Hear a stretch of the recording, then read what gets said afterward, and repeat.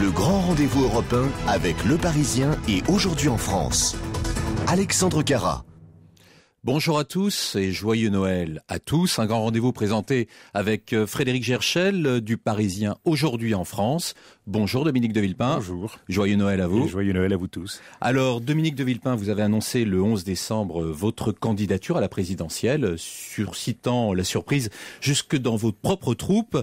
Vous avez présenté votre candidature comme celle d'un homme au-dessus des partis, défenseur de l'intérêt général. Vous dites vouloir porter dans cette élection une alternative et une refondation économique, sociale et politique de notre pays. Vous allez même plus loin en réclamant l'instauration d'un état d'urgence économique, social et financier en France face à la crise. Alors, face aux critiques comme celle d'Alain Minc, qui prédit une fin pitoyable pour votre candidature, vous répondez « Je ne suis pas une bulle politique, j'ai un parcours, j'ai une expérience » et vous ajoutez « Il va faire froid, très froid au début de l'année, nous verrons qui résistera ». Dans une interview récente, vous vous comparez au fugitif, ce héros d'une série américaine des années 60 qui doit échapper à la police pour prouver son innocence. Vous dites de ce personnage, donc de vous, le fugitif, ce n'est pas le repris de justice, c'est quelqu'un qui détient un secret, qui est poursuivi parce qu'il porte ce secret et qu'on veut abattre à tout prix. Le secret de celui qui sait, c'est le secret de celui qui a vu, qui dérange et suscite la jalousie, la haine. Alors vous essayerez de nous expliquer un peu le rapport avec ce personnage. Enfin, pour l'ancien ministre Marc-Philippe Daubrest, jamais avare d'amabilité, il dit de vous, il est le héros de son propre roman, dont il est le personnage central dans sa tête. Il est dans le virtuel. Au cours de cette émission, vous tenterez donc de nous démontrer que vous n'êtes pas dans le virtuel. C'est Frédéric Gerchel qui vous pose la première question. Bien, on ne va pas vous agresser dès le début de cette émission. Vous pouvez, monsieur Gerchel, vous pouvez. Vous avez sans doute passé Noël en famille. Qu'est-ce que vous souhaitez pour Noël ? C'est vrai que le panorama est un peu chargé de la présidentielle. Donc, comment vous voyez votre début de campagne ? Écoutez, d'abord parlons de l'essentiel, et vous avez raison, l'essentiel aujourd'hui, cette journée si particulière qui est la journée de Noël. C'est un moment de trêve, c'est un moment familial, et cela devrait être, pour nous tous, un moment de paix. Pour les Françaises et les Français, la paix, c'est d'abord le rassemblement. Le rassemblement, nous le voyons bien, en ce début de campagne électorale, il est très loin de nous. Nous retrouvons les vieux clivages, nous retrouvons les vieilles divisions entre la France du oui et la France du non sur l'Europe. Nous retrouvons le clivage entre la France de gauche, celle qui a voté François Mitterrand en 1981, et celle qui a voté pour Nicolas Sarkozy en 2007. Nous retrouvons la France qui vit bien, qui est parfois insolente, d'opulence, et celle qui souffre au quotidien, celle de ces 8 millions de pauvres. Pour tout cela, pour faire vivre cette France ensemble, nous avons besoin d'un président de la République qui rassemble. Pas d'un président de la République qui divise, pas d'un hyper-président. Celui d'aujourd'hui ne rassemble pas, c'est ce que vous dites. Nous avons aujourd'hui, et il le revendique, un président de droite. La France ne peut pas vivre avec un président hémiplégique qui représente une seule partie des Français. Rassembler, c'est retrouver l'esprit de nos institutions pour un président de la République, c'est-à-dire retrouver un président arbitre. Et un président arbitre ne peut pas être un président de droite, ni un président de gauche, ni un président du centre. C'est le président de tous les Français. Dominique de Villepin, dans quelques jours, Nicolas Sarkozy présentera les derniers vœux de son quinquennat. Qu'est-ce que vous attendez de ces vœux ? Alors j'attends d'abord que le président de la République mène le bateau France à bon port jusqu'aux élections présidentielles. Nous avons encore 5 mois à vivre ensemble, 5 mois difficiles. 5 mois d'une traversée qui sera mouvementée, nous le savons tous, mouvementée du fait de la crise financière, mouvementée du fait de la crise européenne. Et si j'en ai appelé à l'état d'urgence économique, social, financier, c'est parce que je crois que l'essentiel des forces de la vie politique française doivent être consacrées à la gestion, à la vision de ce que doit être notre pays dans ces prochains mois. Nous allons vraisemblablement perdre le triple A français.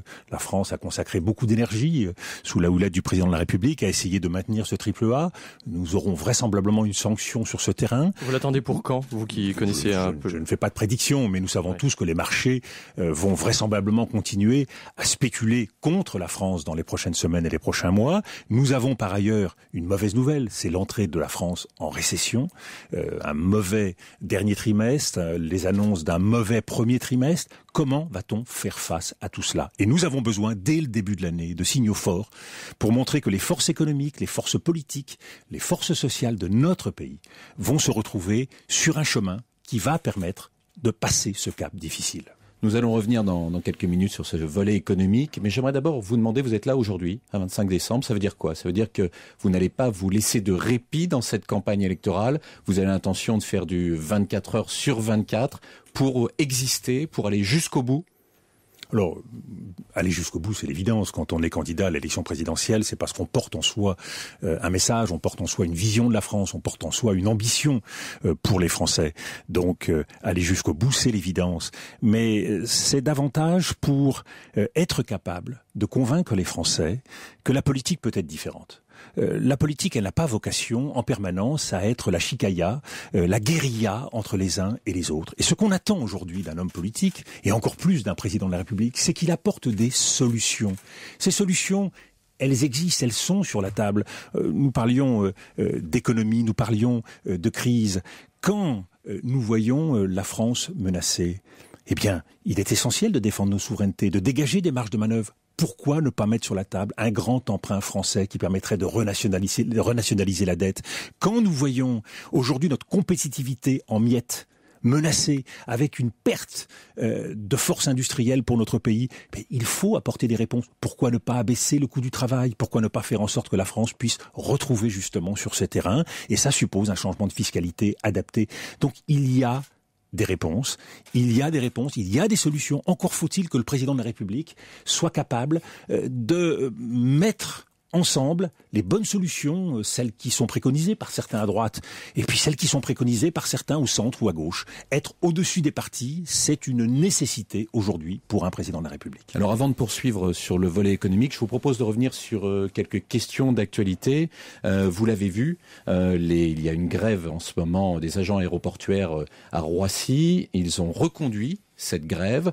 Vous proposez, vous, d'instaurer un service minimum pour le transport aérien. En cela, vous êtes sur la même ligne que Nicolas Sarkozy. Oui, je crois qu'il faut savoir tirer les leçons de ces grèves à répétition. Le président de la République imaginait que la grève allait entrer au musée français, et que nous n'aurions plus de grève désormais. Eh bien, il faut voir que le combat continue, que le combat social soit légitime, que le droit de grève puisse s'exercer, bien sûr, mais que l'on défende aussi le droit de chaque Français d'aller et venir sur le territoire, de pouvoir rejoindre sa famille, de pouvoir partir en vacances. C'est aussi une obligation. Donc, reconnaître un service minimum pour le transport aérien me paraît, dans le temps d'aujourd'hui, une évidence. Mais envoyer des policiers, des militaires, est-ce que ce n'est pas un peu surréagir? Alors, tout dépend de la méthode, et tout dépend de la façon dont cela est fait. Il ne s'agit pas d'empêcher le droit de grève, il s'agit de permettre à ceux qui souhaitent retourner chez eux, rejoindre leur famille, de pouvoir le faire. Donc que cela puisse se faire dans le calme, par les moyens qui sont nécessaires, me paraît une bonne chose. Mais vous savez, en politique, tout l'art est d'exécution. Donc il faut que cela soit fait dans un esprit de respect et de conciliation. Alors tout à l'heure, vous avez parlé de la crise économique. Il y a eu plusieurs sommets européens, et c'est vrai que la France s'est heurtée de temps en temps à l'hostilité de l'Allemagne sur certains points, notamment le rôle de la Banque Centrale Européenne, la BCE. Qu'est-ce que vous feriez de mieux? Est-ce qu'il y a des solutions? Vous parlez d'un grand emprunt.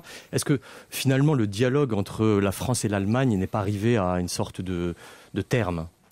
Alors, ce qui est très intéressant dans l'histoire européenne, et ce qui est parfois mal compris d'un certain nombre de peuples et d'autres pays, c'est que la France et l'Allemagne représentent chacune deux visions de l'Europe.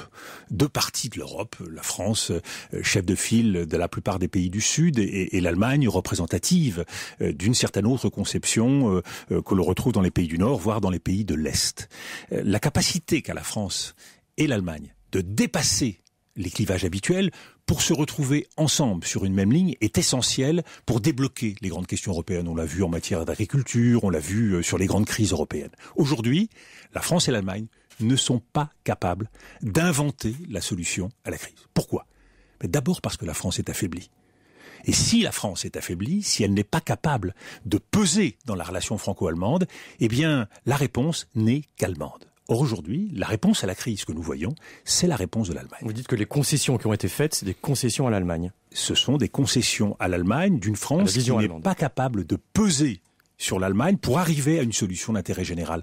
Nous nous sommes donc alignés parce que nous sommes à quelques mois d'une élection présidentielle et que le président de la République ne pouvait pas se permettre de ne pas avoir d'accord, alors que nous aurions mieux fait de persévérer dans le dialogue pour atteindre une vraie solution. Donc ce que nous avons depuis des mois, c'est des quarts de solution. Des quarts de solution qui font que tous les mois, tous les 2 mois, tous les 3 mois, il faut un nouveau sommet européen pour arriver à passer le cap de la crise. Nous sommes dans la gestion de crise, nous ne sommes pas dans la réponse à la crise. Et ce qu'il faut, parce que les Allemands y arriveront, c'est l'intérêt général européen. Ce sont des réponses structurelles. Alors à défaut de réponses structurelles, on a trouvé des réponses dans la gouvernance budgétaire, la gouvernance économique, l'avenir de l'Europe à travers un nouveau traité européen. Ça, c'est très bien, mais c'est pour le long terme. Et l'Europe, elle est capable de se briser dans le court terme. Donc ce qu'il faut, c'est une réponse structurelle. Il faut donc un changement de statut de la Banque Centrale Européenne. Il faut que la Banque Centrale Européenne puisse être prêteuse en dernier ressort. Il faut les outils de la solidarité. Et ça implique que nous soyons capables d'émettre des euro-obligations pour mutualiser les dettes. Donc vous voyez bien que nous avons travaillé avec les Allemands parce que nous avons cédé à l'Allemagne sur la discipline. La discipline, c'est important. Mais il y a 2 autres piliers où nous avons cédé à l'Allemagne et donc que nous avons renié. Le premier, c'est celui de la solidarité. Il n'y a pas de solidarité financière, ce qui veut dire que la spéculation peut à bon compte, en permanence, attaquer les États, comme ils l'ont fait avec la Grèce ou l'Italie ou encore l'Espagne. Et deuxième pilier qu'il ne faut pas renier, c'est celui de la croissance. Eh bien, en cédant à l'Allemagne sur la discipline, mais en ne gagnant rien sur la croissance et sur la solidarité, nous avons mis en péril l'avenir de l'Europe. Frédéric Gierschel. Vous avez parlé des eurobonds, vous avez parlé de la Banque Centrale Européenne. Pour l'instant, les Allemands disent non. Donc on peut pas leur les Allemands disent non parce que nous avons dit oui sur tout le reste. D'accord. Et nous avons donc cédé sur l'Allemagne, alors que si nous avions pris le risque de ne pas obtenir pour le lundi un accord, mais maintenir la pression sur l'Allemagne, eh bien l'Allemagne aurait changé son fusil d'épaule, elle aurait compris que le petit accord dont elle avait besoin et qu'elle espérait ne serait pas obtenu au détriment de l'intérêt général européen. Est-ce que l'euro est menacé ? Est-ce qu'il faudra d'autres sommets dans l'année qui s'ouvre ? Est-ce que vous pensez que l'euro peut disparaître ou est-ce que c'est derrière nous ? Il y a une relative unanimité sur ce sujet. Dominique Strauss-Kahn l'a dit en Chine, je l'avais dit bien avant et Christine Lagarde le redit aujourd'hui. Oui, il y a une menace sur l'économie mondiale et il y a d'abord une menace du fait de la fragilité de l'Europe et de l'euro. Dominique Strauss-Kahn va très loin, il dit que c'est un radeau au bord du naufrage. Oui, mais beaucoup d'autres l'ont dit avant lui. Et vous pensez que c'est un radeau au bord du naufrage, l'euro ? J'ai écrit il y a 2 ans qu'il y avait un risque de fracture européenne et de sortie de l'euro. Donc oui, nous sommes dans une situation qui est une situation grave. Alors, on peut essayer de gérer au plus près, comme on le fait en navigation, pour éviter le pire, mais ce n'est pas une réponse. Il faut une réponse forte, courageuse. Et nous voyons bien malheureusement que le calendrier électoral va peser très lourd. Là où il y aurait besoin de réponses très fortes, je crains que nous ayons là encore des demi-mesures. Oui, mais est-ce que c'est pas un peu facile de dire il faut imposer des choses aux Allemands quand on voit l'immobilisme du parlementarisme allemand ? Est-ce que vous êtes comme François Hollande ?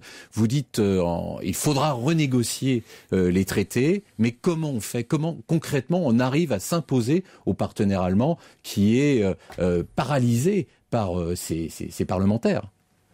Mais je crois que la grande explication entre la France et l'Allemagne, c'est d'abord une grande explication qui doit avoir lieu entre le président de la République française et la chancelière.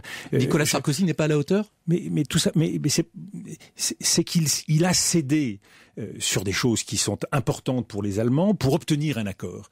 Mais est-ce qu'il vaut mieux aujourd'hui un mauvais accord ou se battre pour que, in fine, l'Allemagne accepte des compromis beaucoup plus intéressants pour l'Europe. Je crois que l'Allemagne a eu ce qu'elle voulait. L'Allemagne a un calendrier électoral qui est plus lointain que le nôtre, puisque c'est en 2013, et que l'Allemagne se dit donc qu'elle a du temps, et que c'est aux autres aujourd'hui à faire l'effort, puisque nous avons beaucoup dépensé tout au long des dernières décennies. Je crois donc que cette explication, elle doit être faite entre l'Allemagne et la France, et je le redis, c'était la formule qu'avait employée Jacques Chirac vis-à-vis de Gerhard Schröder, il faut que chacun fasse la moitié du chemin. La France doit être plus disciplinée et prendre des engagements très forts. C'est pour cela que je suis favorable à une règle constitutionnelle sur la limitation de nos déficits. Je crois que c'est indispensable. Mais parallèlement, il faut que l'Allemagne accepte de défendre la solidarité européenne et de défendre le retour de la croissance en Europe alors que nous rentrons en récession. Certains candidats, eux, ne se désoleraient pas de la perte de l'euro. Ils le souhaitent, ils le disent ouvertement. Vous, quelles seraient les conséquences selon vous d'une perte de l'euro, d'une explosion de la zone euro? L'Europe aujourd'hui, c'est 3 ensembles. C'est une Europe à 27. Et nous voyons à quel point elle a du mal à vivre du fait aujourd'hui de la position britannique. C'est une Europe à 17, c'est celle de la zone euro, et c'est une Europe franco-allemande qui doit donner le ton et essayer d'inventer de nouvelles solutions. Ces 3 Europes sont en crise. Donc oui, l'Europe est menacée, l'euro est menacé. Face à cela, il faut mesurer le risque. Ce n'est pas une petite affaire. Ce sont des décennies de travail, des décennies d'espoir. C'est une Europe pôle d'équilibre sur la sphère mondiale qui est en question. Donc, je crois qu'il ne faut pas... Le retour au franc, vous n'êtes pas pour. Enfin... Mais c'est une catastrophe nationale, le retour au franc. Une catastrophe nationale, et je le dis comme gaulliste. Nous ne pouvons pas revenir en arrière. Tous les hommes politiques ou les femmes politiques qui aujourd'hui considèrent que d'un trait de plume on peut balayer l'euro et revenir en arrière sont totalement irresponsables. Les conséquences d'une fracture de l'Europe ou d'un balayage de l'euro serait dramatique pour notre pays et pour les Françaises et les Français. Le pouvoir d'achat des Françaises et des Français serait considérablement amoindri. Les positions de la France seraient dramatiquement menacées. Donc je crois qu'il faut être sérieux. Aujourd'hui, il faut être européen de cœur, mais il faut être aussi européen de raison. C'est l'intérêt de notre pays. Dominique de Villepin, la France est à la veille de perdre son triple A. Pour certains économistes, elle l'a déjà perdu de facto. Est-ce que la perte de ce triple A sera un échec personnel pour Nicolas Sarkozy? C'est une sanction. On ne peut pas s'être battu pendant autant d'années pour maintenir cet objectif et tout à coup considérer que ce n'est pas grave. Non, la France a beaucoup sacrifié à ce triple A. Elle s'enferme même aujourd'hui dans des politiques d'austérité qui, à mon sens, ne sont pas l'intérêt de notre pays. Donc oui, c'est une sanction. Et il faudra en tirer les conséquences. Les conséquences politiques, les conséquences économiques. Mais l'essentiel pour les Français, c'est de trouver les bonnes réponses économiques et sociales au lendemain de cette situation qui est d'abord aujourd'hui l'entrée en récession de notre pays. Donc faisons en sorte de ne pas baisser les bras, faisons en sorte de nous mobiliser les uns et les autres pour que la Maison France puisse être sauvegardée dans cette période. Le temps d'une courte pause et on se retrouve tout de suite avec notre invité de Noël, Dominique de Villepin. Le grand rendez-vous européen avec Le Parisien et Aujourd'hui en France. Alexandre Carra.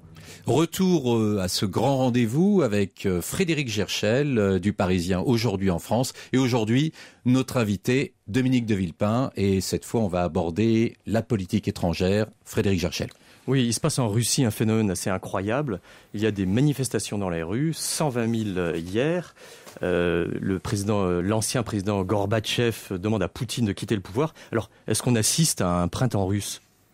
Il y a manifestement une profonde aspiration du peuple russe à plus de liberté. Et cette liberté politique, elle n'a pas été prise en compte au cours des dernières années. Et donc, on voit bien que le retour du peuple est là et s'impose. La Russie a donc aujourd'hui un chemin à suivre qui est un chemin difficile. Nous connaissons tous l'immensité russe, la complexité russe, la difficulté à gouverner la Russie. Ce n'est pas une chose nouvelle, c'est inscrit dans l'histoire. Ce qu'il faut souhaiter, c'est que la réponse politique puisse être à la hauteur de ces aspirations et de ces mouvements. Est-ce que c'est pour autant une menace pour le pouvoir? Est-ce que c'est une chance pour le pouvoir d'enfin s'ouvrir et d'enfin écouter davantage le peuple russe? Je crois que l'histoire va s'écrire dans les prochaines semaines, mais il faut être extraordinairement attentif et prudent dans ce genre de situation. Mais Dominique de Villepin, peut-on aujourd'hui véritablement parler de démocratie en Russie ? Non, mais l'aspiration, elle, est à plus de démocratie, à plus de liberté. Donc, ce qui est en cause, c'est bien ce terrain de la liberté d'expression, de la liberté politique, du meilleur fonctionnement du système russe. Mais peut-on imaginer du passé faire table rase? Peut-on imaginer que d'un trait de plume, la Russie va changer? La question est de savoir s'il y a une évolution possible, une inflexion possible de la politique russe, c'est-à-dire maintenir à la fois l'ordre et en même temps bénéficier de ce mouvement vers davantage d'ouverture dans le pays. Mais qu'est-ce qu'il faut faire? Est-ce qu'il faut s'atteler à faire de la réelle politique, ou doit-on, au même titre que d'autres pays qui ne respectent pas totalement la démocratie, faire pression sur les Russes? L'histoire récente nous a appris qu'il n'y avait pas de formule magique et que nous ne sommes pas forcément les mieux placés pour donner des leçons de morale. Nous devons être attentifs à l'évolution des sociétés, nous devons essayer de comprendre, nous devons encourager les gouvernants à aller dans cette direction, mais je ne suis pas sûr que l'ingérence ou l'interférence soit la réponse la plus adaptée. On a l'impression qu'il y a une indulgence quand même, hein. Il y a ce petit jeu entre Poutine et Medvedev, un jour tu es Premier ministre, le lendemain toi tu seras président, et pourtant l'Occident ne dit rien. La tâche n'est pas facile pour l'Occident. Nous avons été confrontés historiquement à des situations du même type et l'Occident n'a pas toujours été bien inspiré. Donc il faut être respectueux des peuples, respectueux dans les relations d'État à État et en même temps encourager chacun à évoluer, chacun à bouger dans le respect bien sûr. Je crois que c'est un équilibre qui est difficile à trouver mais qui est nécessaire. Il faut savoir raison garder et en même temps je crois que par le dialogue, par l'incitation, on doit pouvoir faire bouger les choses. Alors, vous l'avez suivi comme nous, la Turquie est très en colère contre la France à la suite d'une proposition de loi votée par les députés qui reconnaît de facto le génocide arménien. Alors, est-ce que vous comprenez cette colère des Russes? Est-ce que la France a bien fait? Des Turcs. Pardon, des Turcs. Non, la représentation nationale n'a pas bien fait et je crois qu'il faut, au-delà de la question turque aujourd'hui, poser la question des lois mémorielles dans notre pays. C'est une erreur. On ne légifère pas sur la mémoire.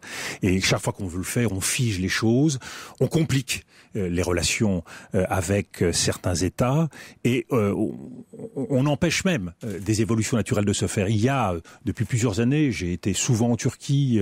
La Turquie est un grand État qui joue un rôle considérable dans la géopolitique d'aujourd'hui. C'est même une référence pour beaucoup de pays musulmans. Et c'est un pays qui bouge, c'est une société qui bouge, et y compris sur ce terrain. Sur cette question du génocide arménien, de la reconnaissance du génocide arménien, les intellectuels turcs posent aujourd'hui des questions qu'ils ne posaient pas il y a quelques années. C'était une promesse de la France tout de même. Est-ce que c'est à la France de donner des leçons sur ce terrain? Je ne le crois pas. Et vous savez, il suffit d'établir un minimum de comparaison, de s'appliquer à nous-mêmes ce que nous faisons sur d'autres terrains.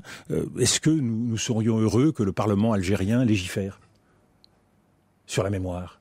Oui, les Turcs ont accusé la France du génocide en Algérie. J'avais évoqué cette hypothèse bien avant que ne le fasse le Premier ministre, même si il place les choses sur un terrain qui, historiquement, n'est pas le bon.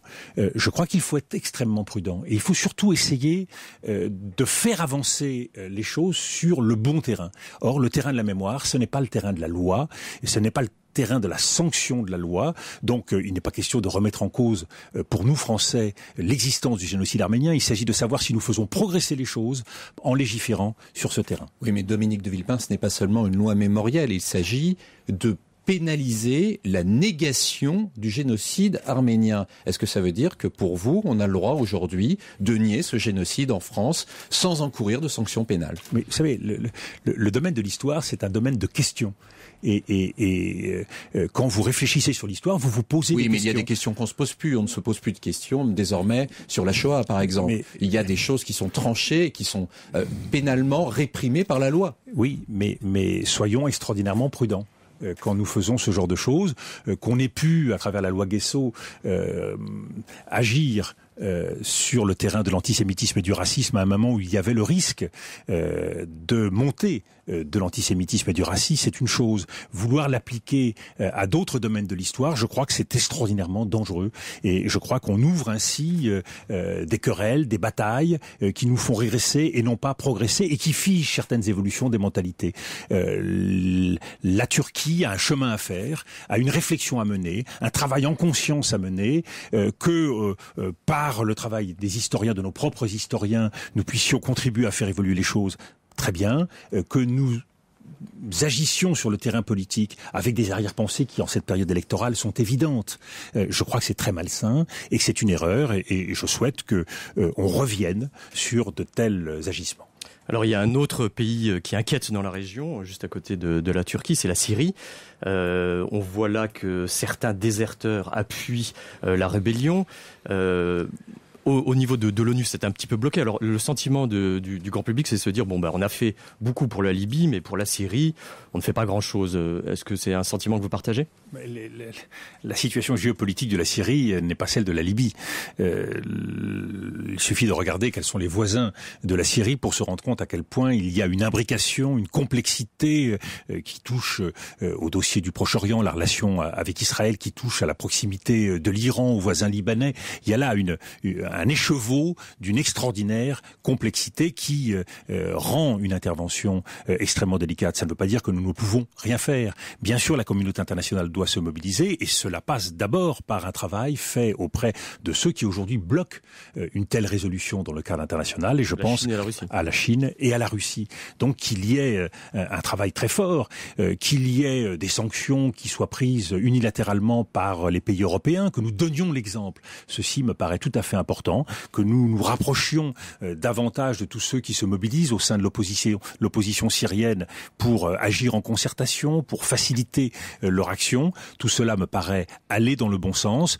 Une intervention aujourd'hui en Syrie pourrait être le détonateur de quelque chose de beaucoup plus grave, d'un embrasement de la région dont nous ne maîtriserions pas les conséquences. Il ne faut pas oublier qu'il y a là non seulement une ligne de fracture qui tient à la relation entre Israël et les pays voisins, mais aussi entre chiites et sunnites. Donc nous sommes véritablement au cœur d'enjeux qui sont d'une extraordinaire gravité. Oui, mais Dominique de Villefort, on entend bien le plaidoyer diplomatique, mais est-ce qu'au bout du compte, il n'y a pas deux poids deux mesures avec la Syrie quand on voit la manière dont l'Occident a soutenu ce qu'on a appelé le printemps arabe, que ça soit en Libye, en Égypte ou en Tunisie, et aujourd'hui on parle de milliers de morts, on ne sait pas combien, mais on estime entre 2000, 6000, peut-être 7000 les victimes, ce n'est pas rien.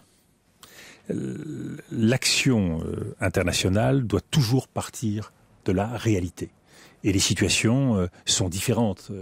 Bien sûr, être fidèle à nos principes. Bien sûr, intervenir chaque fois que nous le pouvons de façon efficace. Mais nous ne pouvons pas nier la réalité et la complexité des situations. Et donc, ce qui est possible à un endroit ne l'est pas forcément à un autre. Et il faut être capable de trouver de nouveaux moyens, de nouveaux instruments, de nouveaux moyens de pression sur le pouvoir, en évitant une spirale de violence comme celle que nous voyons à travers aujourd'hui des actes terroristes entre guillemets en Syrie. Donc, je crois que tout l'art là aussi est d'application. Il faut beaucoup se méfier des idées toutes faites, beaucoup se méfier des solutions en apparence simples sur le papier et qui finalement conduisent à des situations encore plus graves. Vous savez, j'étais ministre des Affaires étrangères au moment de la crise irakienne avec Jacques Chirac. Nous avons dit non à une intervention américaine et nous avons bien fait. Quand nous voyons aujourd'hui la communauté internationale se retirer de l'Irak et en laissant un pays exsangue derrière elle, quand nous voyons qu'il y a eu plus de 100 000 morts irakiens, une guerre qui a coûté 1 000 milliards de dollars. Nous voyons les drames de la guerre. Donc je ne crois pas du tout que ce qui a été fait en Irak, voire ce qui a été fait en Libye, avec là aussi des spécificités qui sont très très très particulières, puisse servir de modèle un peu partout sur la planète. Frédéric Gerschel. Oui, revenons à la Syrie. Est-ce que vous diriez tout de même que le régime de Bachar el-Assad est condamné ? J'aimerais le croire. J'aimerais le croire. La question, c'est condamné pour combien de temps et quel régime se mettra en place à la suite. C'est là où est toute la difficulté.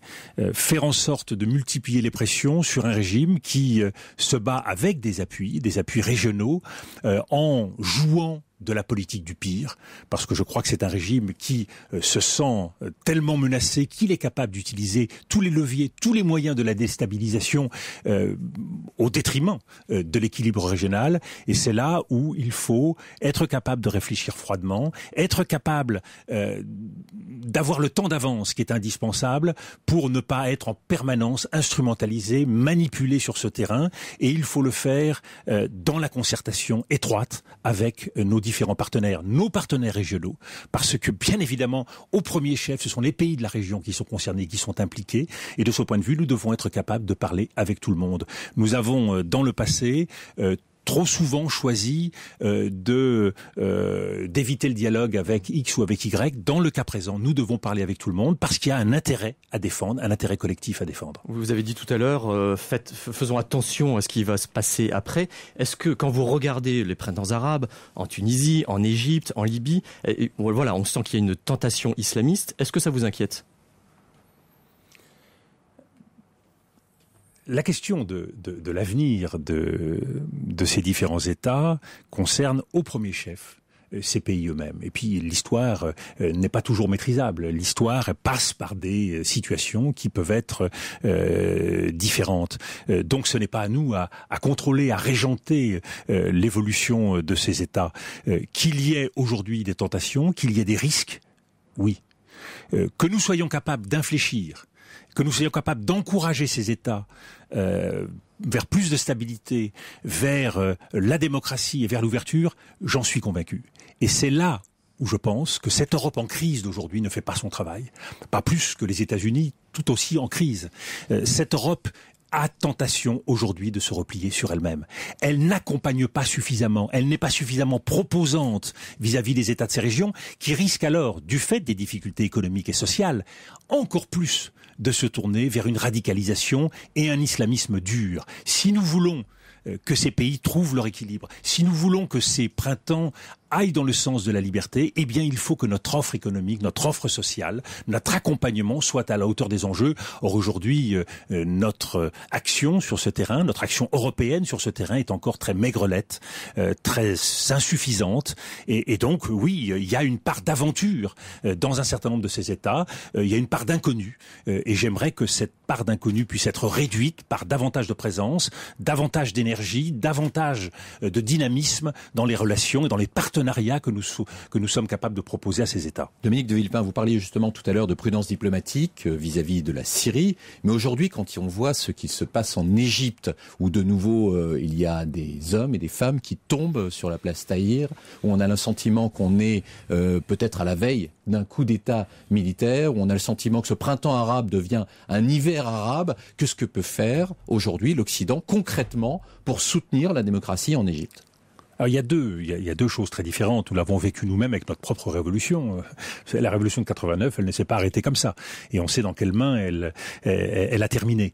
Donc, l'histoire d'une révolution, c'est pas une histoire simple, c'est une histoire souvent longue. Mais que nous soyons capables, nous, d'offrir des alternatives, d'accompagner économiquement, d'accompagner socialement ces États, de façon à ce qu'ils ne soient pas renvoyés à un tête-à-tête et à une situation encore plus difficile que celle qu'elles connaissaient, que ces États connaissaient avant. Je crois que c'est nécessaire. Or aujourd'hui, je le redis, le grand drame du monde d'aujourd'hui, c'est le repli de chacun sur sa sphère. La récession en Europe, les difficultés aux États-Unis conduisent les pays occidentaux à s'éclipser de ces scènes où pourtant ils sont attendus et espérés. Et donc oui, nous ne sommes pas assez présents, nous sommes inquiets, nous avons la tentation du repli, de la stigmatisation, nous nous méfions des étrangers et de l'étranger, et nous ne jouons pas notre rôle. C'est là sans doute où il faut que la France continue d'être la France. Nous avons vocation en Europe à être chef de file. Nous avons vocation à être les avocats dans la relation vis-à-vis des pays du Sud, des pays de la Méditerranée, des pays arabes. Et je crois que de ce point de vue-là, il faut que nous fassions davantage. Frédéric Gerchel. Alors il y a un autre sujet de tension que le grand public voit peut-être un peu moins, c'est le nucléaire iranien. Israël est en train de faire des manœuvres. La possibilité d'un bombardement israélien des installations iraniennes est est évoqué ouvertement dans la presse israélienne. Alors, est-ce que c'est de nature à vous inquiéter ? C'est de nature à m'inquiéter, comme m'inquiète la relative léthargie des pays européens et des pays occidentaux sur ce dossier depuis trop d'années. Du nucléaire iranien. Oui, du nucléaire iranien, oui. Nous avons fait le choix de pression, de sanctions internationales, mais nous l'avons accompagné d'aucun véritable travail diplomatique de fond. Quand j'étais ministre des Affaires étrangères, j'ai dirigé une délégation avec nos amis allemands et britanniques pour signer un accord avec les Iraniens, qui est le seul accord suspensif sur l'enrichissement de l'uranium qui était signé en 2003. Aujourd'hui, la diplomatie n'est pas suffisamment mobilisée sur ce dossier. Et la nature a horreur du vide. Donc il puisse y avoir quelque part en Israël la tentation de profiter d'une situation de confusion pour une frappe sur l'Iran. Vous imaginez, on vient de parler de l'inconnue syrienne, nous voyons bien la situation du Liban, une frappe sur l'Iran, les conséquences que cela pourrait avoir aujourd'hui. Je crois que la communauté internationale doit faire preuve de responsabilité. Chacun est empêtré dans ses difficultés économiques, dans ses difficultés politiques et sociales, et donc c'est là où nous mesurons la faiblesse de la gouvernance mondiale. Un grand dossier comme le dossier nucléaire iranien, finalement, n'est traité par personne. Et ça fait partie de ces zones d'ombre, ça fait partie de ces angles morts de la diplomatie que je regrette pour ma part. Nous devrions avoir une diplomatie européenne capable de peser. Ce n'est pas le cas aujourd'hui. Donc vous voyez, nous souffrons d'un manque d'Europe et non pas de trop d'Europe. Sur ce terrain-là, c'est bien l'Europe qui devrait mener la bataille et la France devrait être en tête. Deuxième pause pour ce grand rendez-vous. On se retrouve avec vous, Dominique de Villepin, dans quelques minutes avec un sujet que vous affectionnez particulièrement, que vous appelez, vous, la politique politicienne. 11h, le grand rendez-vous européen avec Le Parisien et Aujourd'hui en France. Alexandre Carra. Retour à ce grand rendez-vous avec Dominique de Villepin et pour moi dans le studio pour l'interroger, Frédéric Gerchel du Parisien, Aujourd'hui en France. Alors Dominique de Villepin, il y a encore quelques mois, tout le monde s'interrogeait sur votre possible candidature. Vous aviez vous-même pris un peu de champ vis-à-vis de votre mouvement République Solidaire. Plus grand monde ne misait sur votre candidature et tout d'un coup, le 11 décembre, vous avez décidé d'y aller. Qu'est-ce qui vous a décidé ? Le devoir. Nous sommes dans une situation très difficile et je revois se constituer la République des partis, celle-là même qui aujourd'hui nous met dans l'épreuve et dans la difficulté. Je ne crois pas que l'élection présidentielle soit une élection qui dépende des partis politiques. Ce n'est pas à l'UMP de choisir le président de la République, ce n'est pas au Parti socialiste, pas plus qu'au MoDem ou au Front National, c'est aux Françaises et aux Français. Je ne veux pas que cette élection présidentielle soit kidnappée par les partis politiques. Ce n'est pas l'esprit partisan qui doit l'emporter, c'est la défense de l'intérêt général. Je le rappelle, il faut que nous choisissions un arbitre de notre vie nationale. Nous, Françaises et Français, qui sommes un peuple divisé, un peuple en souffrance et un peuple qui a besoin en permanence de rechercher des solutions qui ne sont ni de droite ni de gauche ou qui peuvent être de droite, de gauche ou du centre, mais qui ne doivent pas être dans la main de quelques-uns. Certains ont dit que beaucoup d'attaques avaient pesé dans la balance, par exemple les attaques de M. Bourgi sur les valises venues d'Afrique, les attaques sur l'affaire qu'on a appelée Relais et Châteaux. Est-ce que ça a joué dans votre décision ? Est-ce que c'est pour ça que vous vous présentez aujourd'hui ? Non, ça ne pèse en rien que les attaques se soient multipliées tout au long des dernières années. Nous le savons bien et nous savons également comment ces attaques terminent. Donc je ne suis pas dupe de tout ce qui a été fait pour me dissuader d'être candidat. La réponse, je l'ai apportée le 11 décembre. Je suis candidat à l'élection présidentielle avec la détermination de servir l'intérêt des Françaises et des Français. Alors pour l'instant, on ne peut pas dire que votre candidature suscite un enthousiasme débordant, en tout cas si on en croit les sondages. Vous êtes pointé aux alentours de 3-4%. Certains se moquent un peu de votre mouvement en disant vous étiez le président de République Solitaire. Est-ce qu'on fait campagne comme ça sans parlementaire, sans beaucoup d'argent ? Est-ce que vous allez aller jusqu'au bout ? Mais on fait campagne avec les Françaises et les Français, et on va jusqu'au bout de ses convictions. Donc c'est bien évidemment la démarche qui est la mienne, et cette démarche, elle n'est pas négociable. Je ne suis pas à la recherche d'un compromis avec quiconque, et je l'ai prouvé dans ma vie politique. Vous savez, on ne peut pas séparer une candidature d'une histoire, l'histoire d'un engagement. Mon engagement n'a jamais été un engagement par ambition personnelle. Si je ne me suis pas présenté devant les Français, c'est parce que j'ai toujours servi les Français et mis d'abord cet esprit de service qui m'a conduit à enchaîner des responsabilités au service de notre pays. Donc il n'y a pas d'ambition partisane, de jeu de boutiquier dans cette affaire, uniquement la volonté de servir.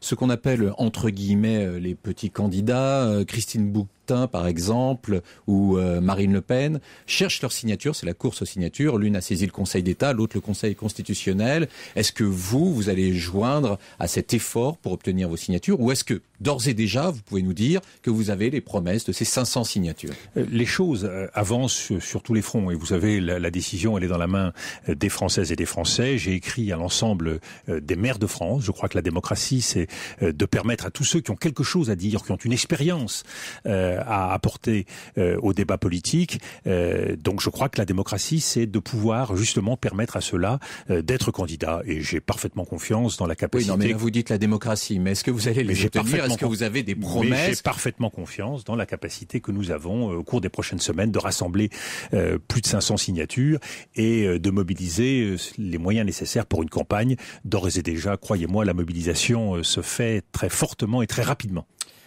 On a eu l'impression que vous étiez rapproché de Nicolas Sarkozy. Bon, on sait que vous avez eu ce n'est pas une impression, Monsieur Guerchel. C'est une réalité. J'ai voulu tourner la page. Vous avez tourné la page, mais il n'y a dans ma démarche aucune forme de différent avec Nicolas Sarkozy. Mais vous êtes dans son camp et vous vous présentez contre lui. Alors, est-ce que c'est un mauvais président? Je ne suis pas membre de l'UMP, vous le savez. J'ai quitté la majorité et j'ai alerté les Français devant le risque que constituait la politique menée depuis 2007, je l'ai fait année après année, je l'ai fait d'une voix forte et d'une voix claire.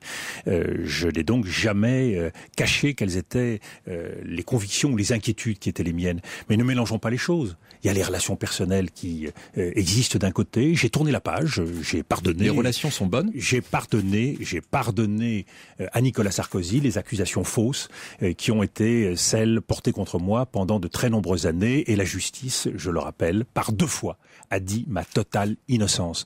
Donc ceci n'entre pas en ligne de compte. Ne mélangeons pas les relations personnelles et d'un autre côté la relation avec les Françaises et les Français et l'ambition. Vous jugez que c'est un mauvais président. Et l'ambition qui est la mienne aujourd'hui d'apporter des réponses à nos concitoyens. Quand on regarde les projets politiques, moi je suis sidéré.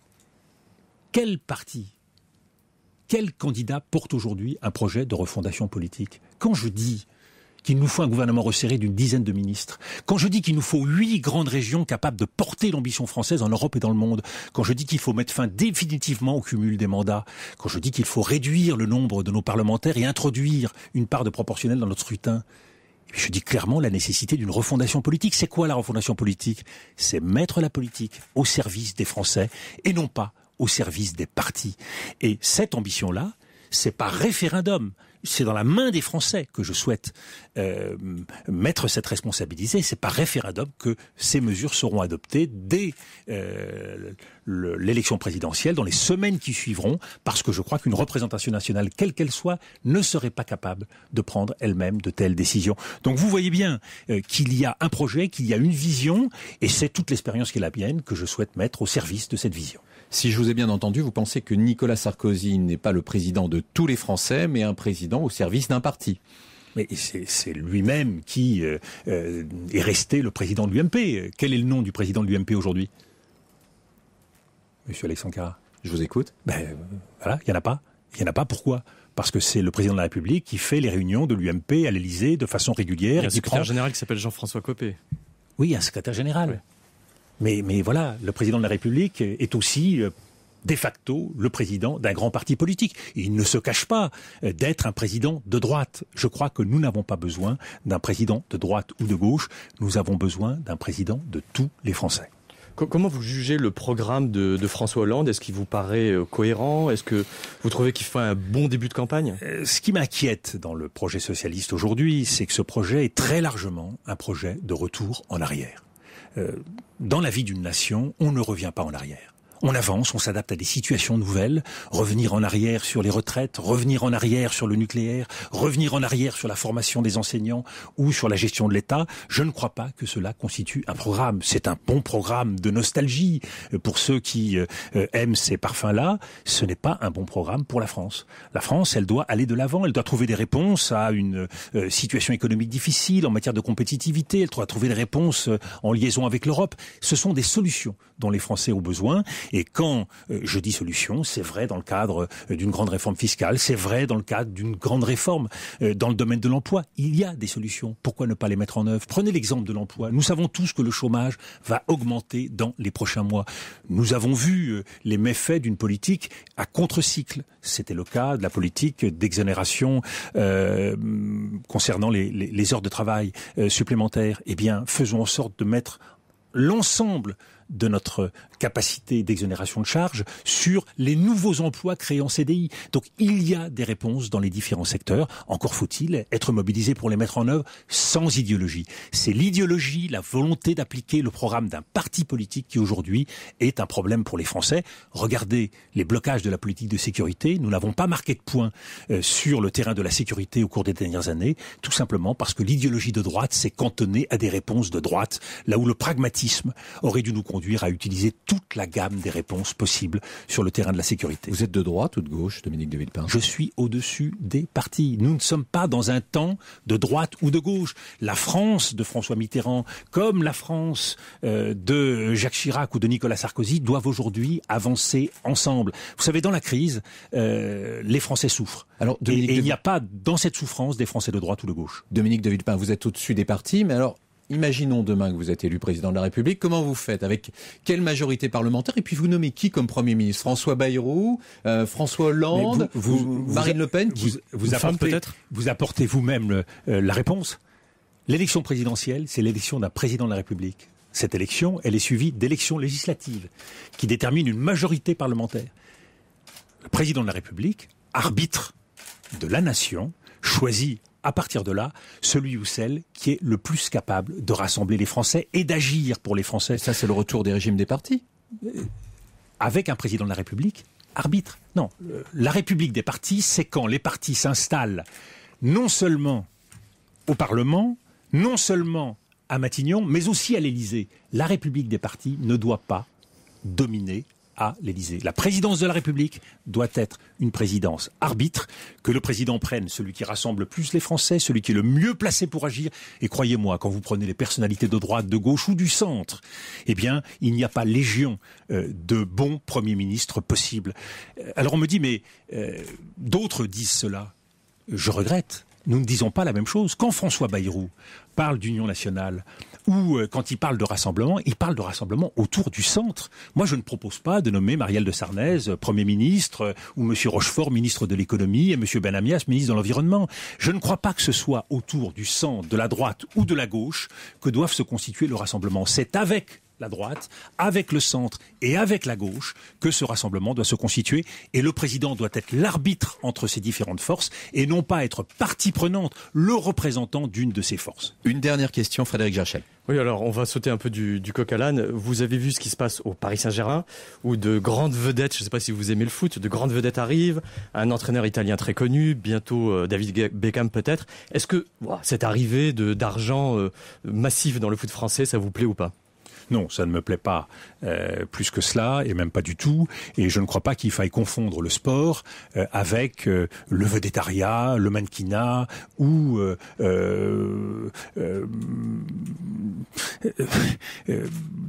des jeux commerciaux et d'apparence. Je crois que l'arrivée de David Beckham, c'est l'arrivée d'une personnalité sympathique, mais je crois que nous sommes très loin de la vitalité sportive, nous sommes très loin de la réponse sportive, alors que cela puisse ramener beaucoup d'argent, c'est une autre affaire, mais cela montre à quel point l'argent domine aujourd'hui dans le sport, et je ne crois pas que céder à ces tentations-là soit une bonne chose pour le sport français.